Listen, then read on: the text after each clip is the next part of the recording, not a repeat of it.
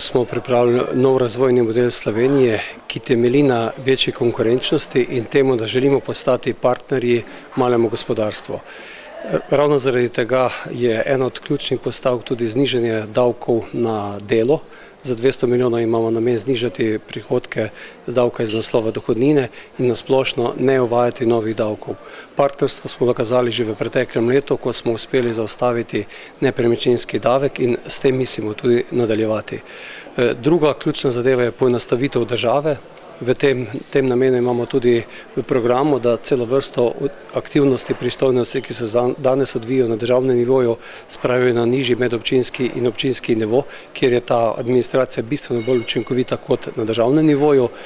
Tretji steber tega programa pa je konsolidacija javnih financ in zmanjšanje javne porabe za 500 milijonov evrov. V tem delu ciljamo predvsem zmanjšanje stroškov za obresti na eni strani, z večjo gospodarsko aktivnosti, več plačil v pokojninsko blagajno, zmanjšati prispevek, ki mora iti za pokojnine, ker bomo več zaslužili, več naredili. Tretji sklop pa je v reformnih ukrepih na različnih področjih, ki imajo za posledico znižanje proračuna Republike Slovenije.